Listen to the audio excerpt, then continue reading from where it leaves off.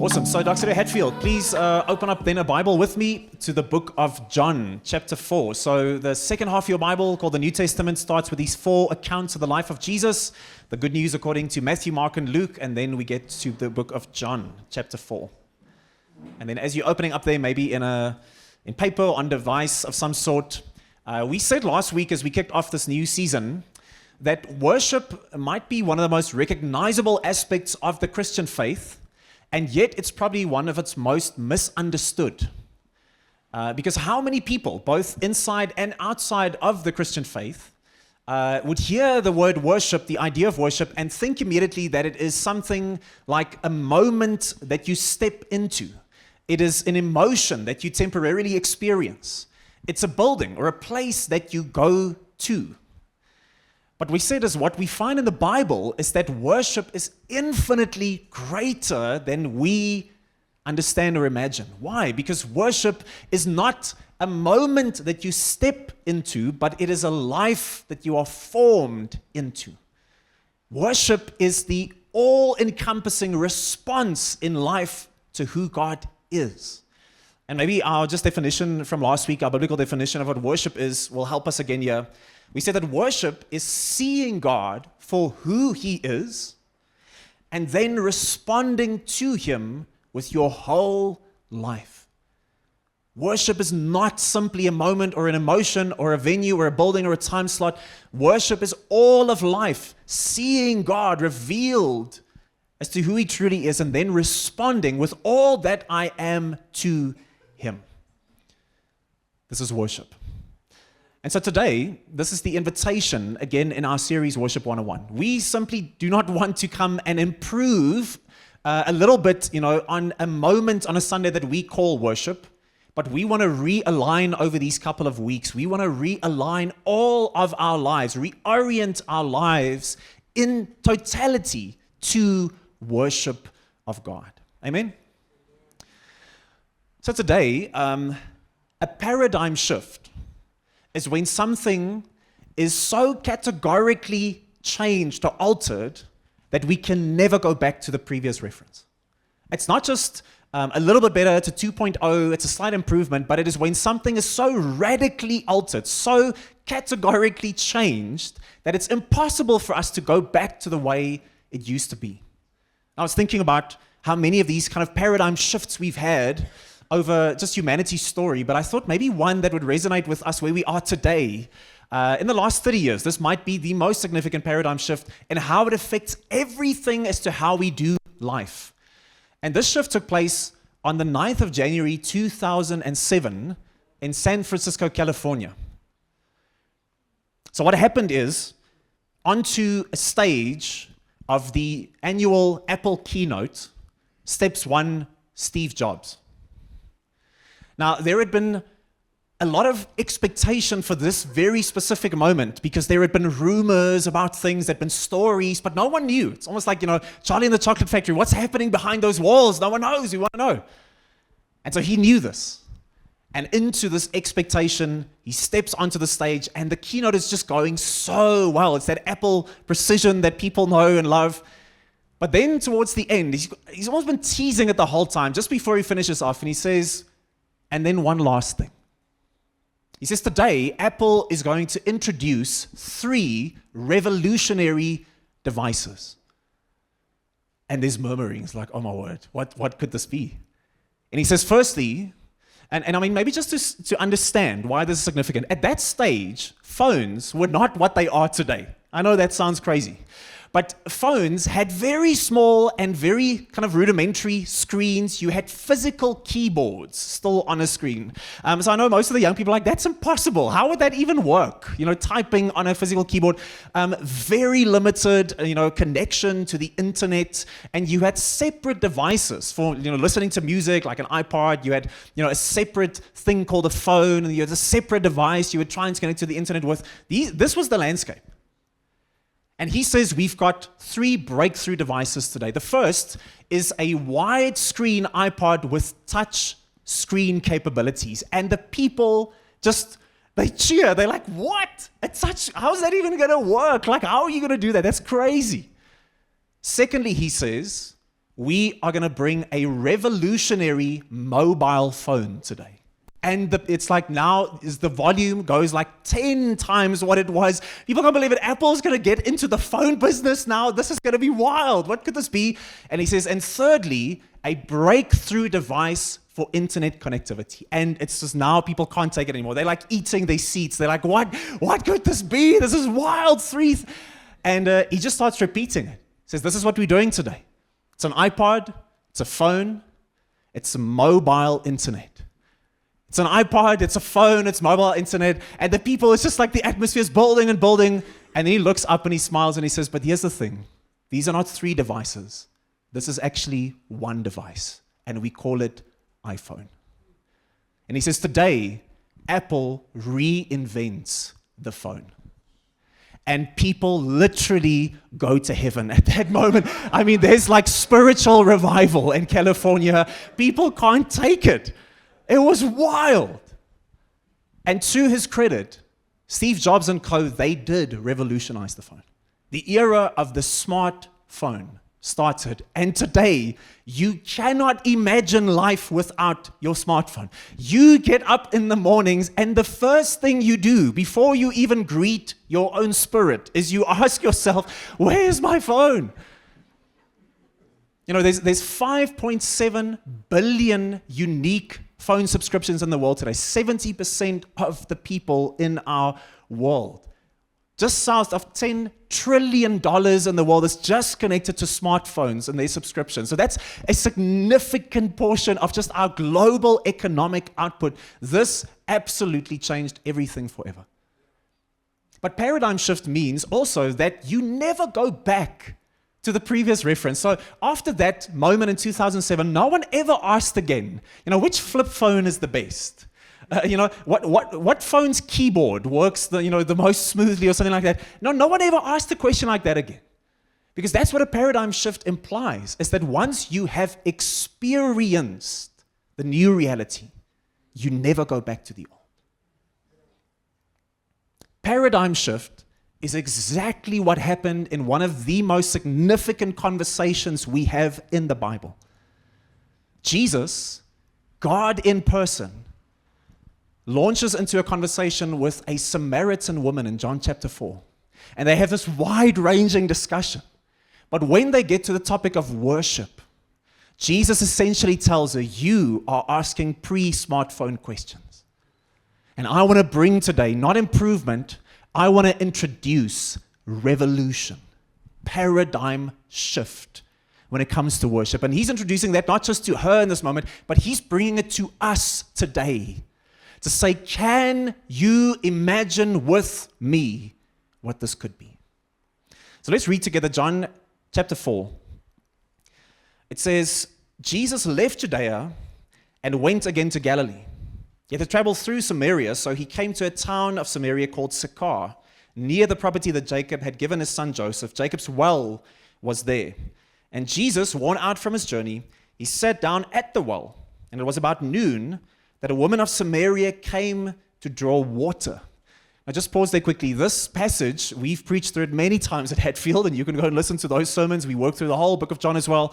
But most of the time when we look at this passage, this discussion that kicks off here, that contrasts physical water at this well with living water, that's the focus of most of our study of this passage, and it's incredible. But today we're not going to focus on that. We're going to look at the second half of their conversation, because this is the meat of what we want to tackle today. So go to verse 19. After he had said a couple of things that really, it shakes this woman inwardly. She says, Sir, the woman replied, I see that you are a prophet. Our ancestors worshipped on this mountain, but you Jews say that the place to worship is in Jerusalem. Jesus told her, believe me, woman, that an hour is coming when you will worship the Father neither on this mountain nor in Jerusalem. You Samaritans worship what you do not know. We worship what we do know, because salvation is from the Jews. But an hour is coming, he says, and is now here, when the true worshipers will worship the Father in spirit and in truth. Yes, the Father wants such people to worship him. God is spirit, and those who worship him must worship him in spirit and in truth. So 3 aspects of a colossal paradigm shift in worship in history happens in this conversation. And the first of those 3 is a paradigm shift for her and for us when he shifts her thinking and her understanding from time and place when it comes to worship to presence. From time and place to presence. So work in your Bible with me today, highlight here, verse 20, Jesus says, our ancestors worshipped, or she says, our ancestors worshipped on this mountain. But you Jews, she says to Jesus, you say the place to worship is in Jerusalem. But then Jesus tells her, believe me, an hour is coming when you will worship the Father neither on this mountain nor in Jerusalem. So lots of talk about time and about place happening here. And the reason for it is that at this time in history, for most of these kind of Semitic communities, worship was something that was understood in a paradigm of it being a religious ritual activity bound to a specific time and place. It happens within a specific reference of time and place. But Jesus comes and he blows this absolutely out of the water. So he comes to shift her paradigm around worship, firstly, around worship and time, he says. He says to her, an hour is coming. You see, in our modern world, we are, in our thinking about time, our understanding of time, we are very heavily influenced by what the ancient Greeks, their understanding of time, that's captured in this word called chronos. So chronos is what you could call clock time. It's the root for words like chronosphere and chronology and chronicle and all these. And you can almost hear just by the way that we use it that this has to do with seconds and hours, the fact that things start at a certain time and they end at another time, and that things are time bound and we have specific times for things to happen in. And so the whole paradigm of worship at that time is that worship would happen in the boundaries of a specific moment. Here worship begins, and here worship ends. But the other understanding of worship in the ancient mind was captured not by the phrase chronos, but the phrase kairos. And kairos, very different from almost like clock time. Kairos meant what is the opportune moment for something to happen. The question is not, has worship started and when does it end? Chronos time asks, when will worship be and what will the duration of worship be? But Kairos asks the question, why not worship right now? But I'm behind my desk at work. I'm busy with my spreadsheets. Why not worship right now? I'm driving my kids to school and we're having this very heated discussion. Why not worship right now? I'm still on my way to church on a Sunday morning. Why not worship right now? Jesus says worship can never be bound by or limited in any specific time frame. Worship is meant to be whenever God reveals himself and we are willing to engage with him, that moment, opportune moment, becomes worship. But he also shifts her paradigm, not just with worship and time, but worship and place. You see, for most of these people in the ancient Near East, they had specific geographic places set out for worship. So for the Jewish people, for instance, it had become concentrated by this time of this discussion to the temple in Jerusalem. So, for instance, you have when Philip, he's one of the early followers of Jesus, he has this very influential discussion with an Ethiopian man from North Africa. And it says there in Acts chapter 8, this Ethiopian man, he was a eunuch, a high official of Candace who was in charge of her entire treasury. He had come to worship in Jerusalem. This is what you do. You go, like the Jewish people would say, to the specific place, and there we go to worship. And, for the Samaritans, they had a very heated history with the Jewish people. I'm not going to go into all of that now, but one of the results of this heated relationship over the ages was that they had established for themselves their own geographic place of worship. Saying, no, we don't worship where you say it is meant to be. We know the true place of worship is, as the text says, at Mount Gerizim. So this town that this conversation is taking place in, it's Sychar, this is actually at the foot of this big mountain. So that's why she can literally refer to it as the mountain. But Jesus comes and he says into this conversation about what is the place of worship, he comes to break her brain and say, guess what? Worship is not bound to a place. Worship is a life. Worship is a continual response of who God is. And I can now literally, as with time, but I'm walking God. I'm just taking a stroll through the streets of Pretoria. Why not worship right now? God, I haven't been to church, in many weeks. Why not worship right now? Worship hasn't begun yet. No, we step into moments like this worshiping, and we leave moments like this worshiping. It's never meant to be bound to a geographical space, limited to. Why? Because he's saying that the God that I come to reveal to you, Jesus says, is so great, is so infinitely great. He can never be bound, never be boxed in by what you would call a Sunday experience. No. Now, worship in this hour that's arrived, worship is going to become life. But here's the thing, is this, so for instance, Luke 24, how quickly the disciples caught up in this. Jesus is resurrected. He appears to them. He spends a bit of time with them before returning to the Father. And listen to already the contrast now between the temple and just life. It says, after Jesus was with them, verse 52 of Luke 24, after worshiping him, it says they returned to Jerusalem. Isn't that where we go to worship? With great joy. And they were continually in the temple, praising God. I'll worship him in the temple. I'll worship him right here. Because now life has become revelation and response. But here's the thing. How many of us as Christians, maybe many of you here today, what's happened is we have, like the woman from Samaria, we have grown comfortable with the very stark contrast, the dichotomy between Sunday and Monday. Right? Because now we have a so-called Sunday experience. And this is a chronos time. When does church start? When does worship start? And this time, and I'm always late for it, and it's meant to end at this point, and I'll just leave as quickly as I can. And because that is a day, that's a moment in my week given to God. It belongs to God. And because I'm a Christian, maybe I grew up in a Christian home or something, because I identify as Christian, I need to go to church, to this specific moment on a Sunday, to go and worship.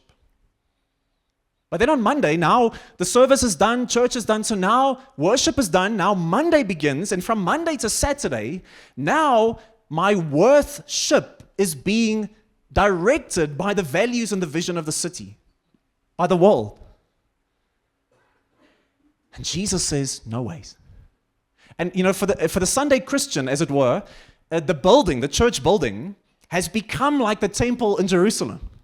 So I go on a Sunday to worship. But Jesus comes to challenge this mindset in her heart, to free her and to free us. And he says, the God that I come to reveal to you is so great, he cannot be bound by a specific time or place. No, we, in this new hour, in this new time, he says, now whenever my heart is stirred, I ask the question, why not worship right here, right now? He says, it is time to understand God is raising up a new desire and understanding of worship. But he also comes, paradigm shift, not simply from time and place to presence, but secondly, from ritual to relationship. From a place, an understanding of ritual to relationship. So join me in your Bible there again, verse 22. This is really important. Highlight this. He says, you Samaritans worship what you do not know. But we, he says, we worship what we do know. You hear the relational language there.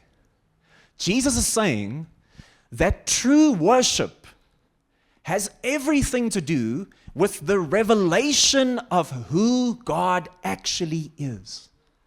And he's trying to shift in the Samaritan woman's mind and in our minds that worship would move in category from a place that we have it maybe boxed in very neatly of ritual, religiosity, routine. And he's saying, no, worship is not going to be captured in ritual and routine and religiosity. I want you to see that it is now going to become a 24/7 reality of life where whenever God reveals himself, I respond. And I respond in saying, God, what is due to you in this moment? What's proper to who you are? Not what's comfortable to me, not what I prefer. I ask God in this moment, as you reveal yourself, how do I respond in worship? And all throughout the New Testament, what it's going to say to us, even though God shows himself in innumerable ways, one of the clearest pictures, one of the best places for us to go to understand over life a greater and greater and greater picture of who God is in the person of Jesus. The person of Jesus. He comes to reveal God to us. So for instance, Matthew 16, there's this famous moment where one of Jesus' followers, Peter, God, the Spirit reveals something to Peter in his heart as to the nature of God in Jesus. And he has this response of just incredible theology. He says, Peter answered, you, Jesus, are the Messiah, the Son of the living God. And Jesus responded to him, blessed are you, son of Jonah. And get this, because flesh and blood did not reveal this to you. No, but my Father in heaven. He's saying this is not what your culture or what your history or even your own understanding. No, there's been a revelation in your heart as to who I am. Another layer has been peeled open, and that is directly from the Spirit of God. Or maybe even stronger put is in the book of Hebrews. It opens up. Here are a people, the Jewish people. It's written specifically to Jewish people, this book. And for millennia, they've had this very specific understanding as to the nature and the working of God. And here, the Hebrew writer, under the inspiration of the Spirit, says, yes, long ago, God spoke to our ancestors by the prophets in different times and in different ways. But in these last days, in this hour, he says, he has spoken to us by his Son, Jesus. The Son, verse 3, he is the radiance of God's glory and the exact expression of his nature. In Jesus, we initially and then continually just have this greater and greater and greater revelation as to who God is. Now, why is this so vitally important when it comes to worship? Because a revelation, an understanding of God is not simply the fuel for the fact that we worship, but it is the fuel for how we worship. How we worship God. If you could bring the discussion to overlap for a second into something like corporate worship, worshiping God in song, for instance.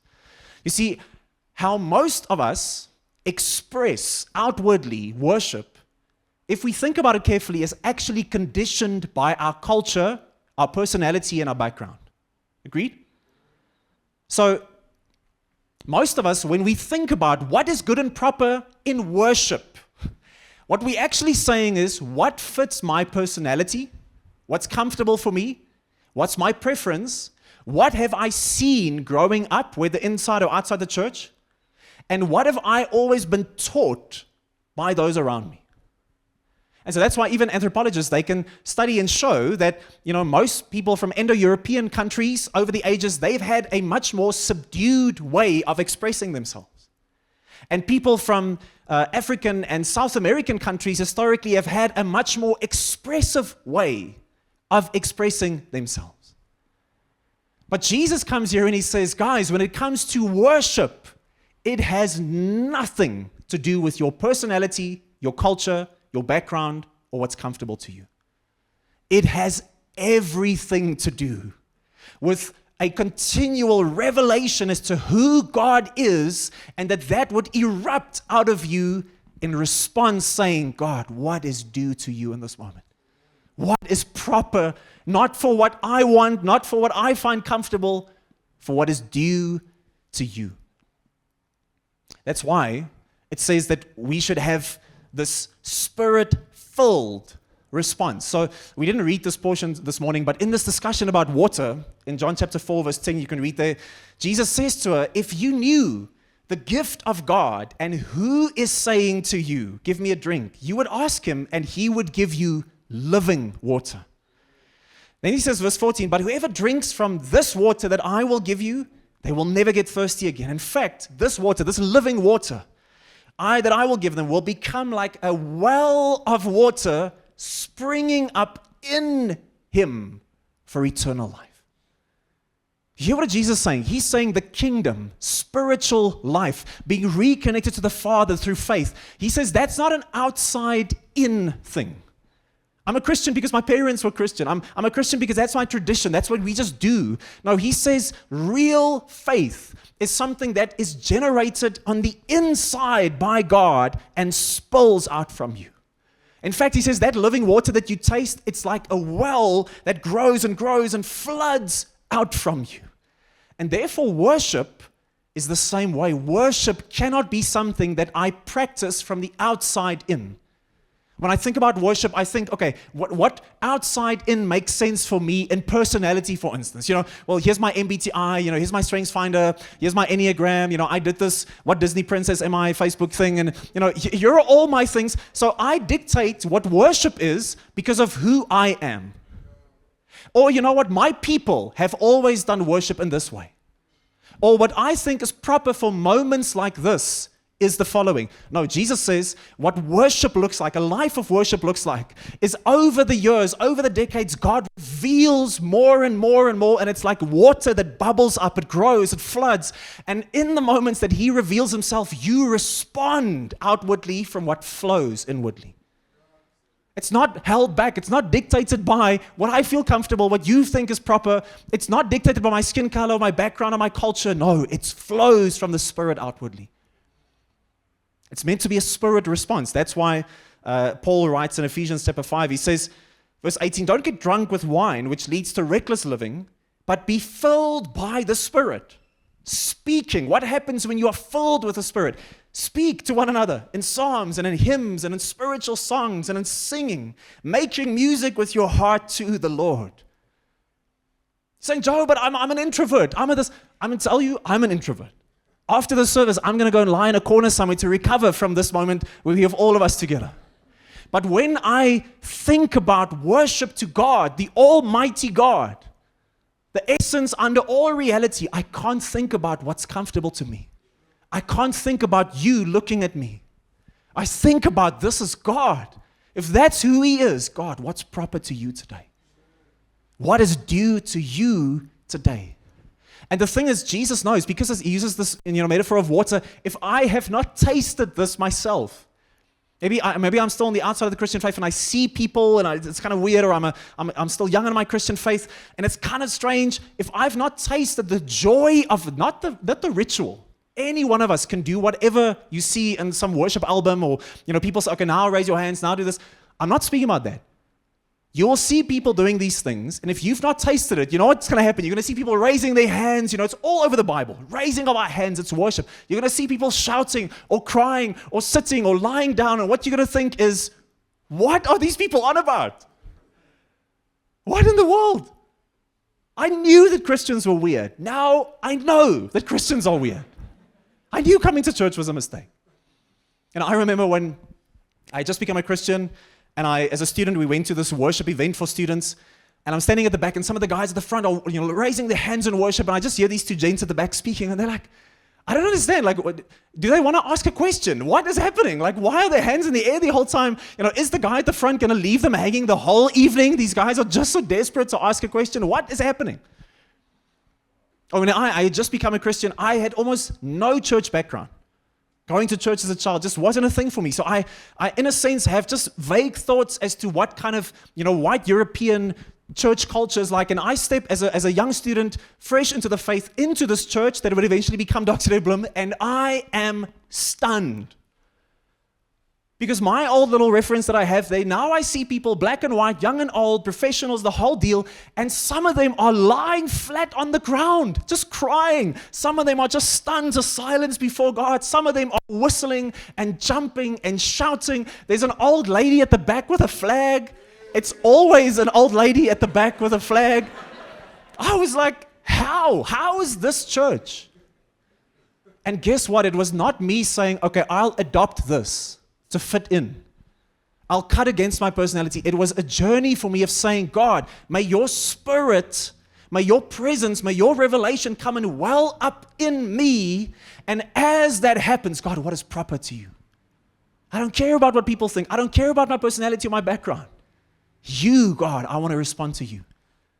It's that kind of lighthearted story about the guy who comes to the pastor after the service and says, I don't really like the worship today, As maybe it's the music or something. And luckily the pastor just says to him, luckily it wasn't for you. It's not about you. It never was.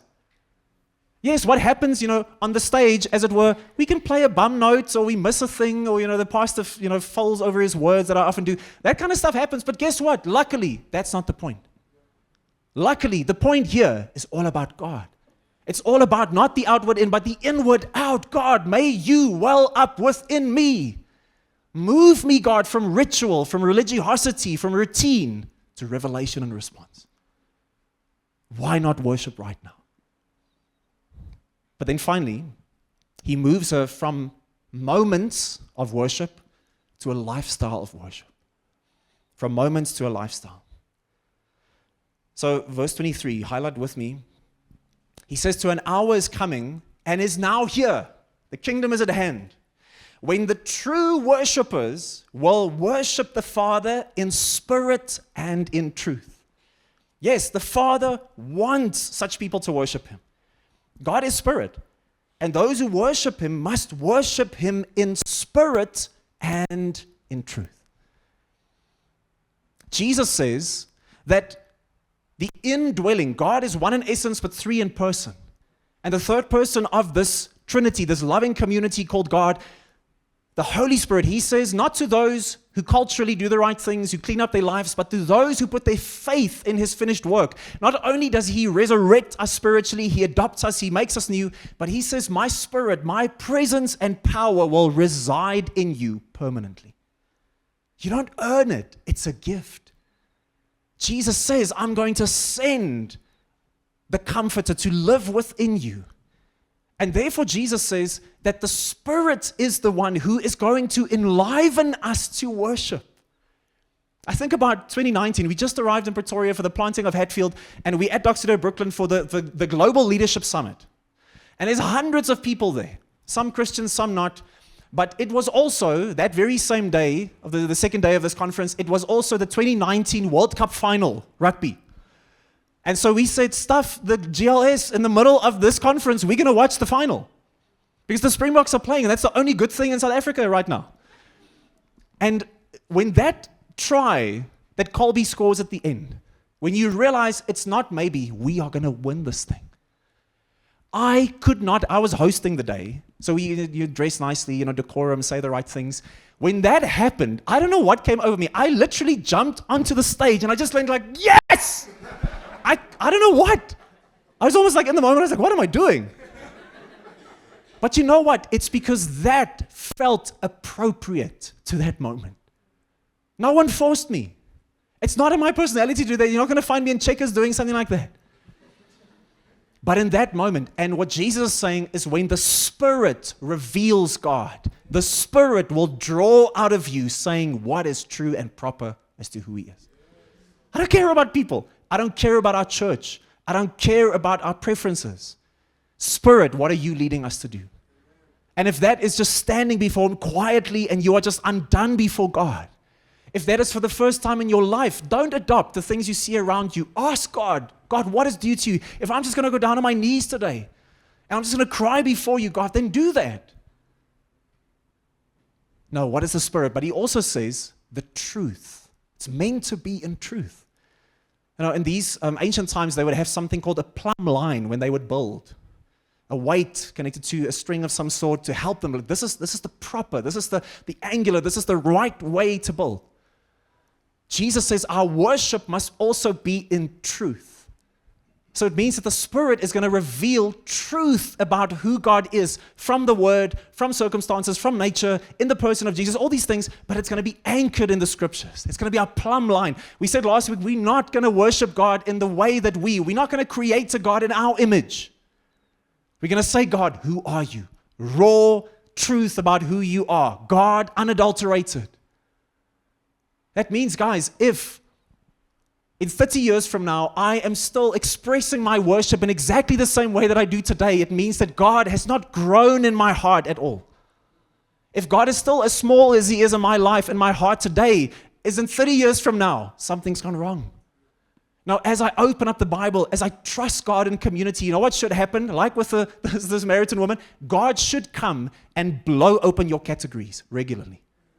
God, I thought I had a grid for you. I had an understanding. I had a safe place. I had a safe word in worship, everything, God. And now you come and you just blow open these categories. Okay, God, what is due to you then? In truth, when Jesus, I'll not read the whole thing about, but when He prays for the Spirit to come when He leaves, He says, the Spirit of truth is going to come. And worship will be in spirit and in truth. Why not worship right now? So just in closing, Jesus says to the Samaritan woman that an hour is coming and has arrived. Now, if you study the book of John, every single time Jesus mentions the hour, it's referring to the same thing every single time. He's referring to the cross. He's referring to this moment that His whole ministry is being built up to, when all of the universe is an anxious waiting. Because the Son of God is going to, on the cross, draw upon Himself sin, Satan, and death. Do away with all that holds us away from God. Deal with those things. Now, why is that so important, friends? Because you know what happens? When you, for the first time, truly experience, in whatever setting, a revelation of the holiness of God, the truth of God, the greatness of God, you know what happens often is not firstly that you're inspired, it's that you feel unworthy. How many times I see people in a moment and in their hearts, it's like, I do not deserve this. I'm not the right person for this. I'm not worthy to be here. And I just want to keel over and just keep my eyes. I'm not worthy. Jesus is saying to her, an hour is coming. This is exactly why I came to the earth. Not so that you can come and present yourself in proper ways, but when I deal with sin, Satan, and death, those who put their faith in my finished work, they will come and stand before me, not with the angst of, God, I'm not worthy, but my sons and daughters will stand in identity before their Father with boldness. They'll enter His courts with praise, not negotiating their position. I have received a position of righteousness before the Father. It's not what I have done, it's what He has finished. And I worship not for acceptance, I worship from acceptance. And then when I worship, I see these great giants in my life of anxiety and stress and worry and all my dreams and desires. As I stand in that place, I see those things just becoming smaller and smaller as God just becomes greater and bigger in my life. Yes, Steve Jobs steps onto a stage and he kicks off a revolution that haunts us to this day. But Jesus steps onto the stage of history and He revolutionizes humanity's story. Nothing will ever be in the history of the universe as consequential as the Son of God coming to say, now in me. No more times, no more places, no more preferences, no more cultural ideas, no more just pity and focus. No, now let us worship Him in spirit and truth. In fact, why not worship Him right now? Jesus, I thank you today that we can come before you, and every person who is in Christ can know that they know in the depths of their soul that they're accepted before you, God. They're cherished by you, God, and thank you as the greatest good in the universe and beyond, God, the greatest joy. Your essence is life and joy. Thank you, God, that you draw us in worship to you. How cruel it would be, God, if you kept us from worship. Thank you that you draw us. We want to worship you, God. Come and clear the deck for us around our preferences and personalities. Let's worship you, Jesus. Take us on the journey. We pray in your name. Amen.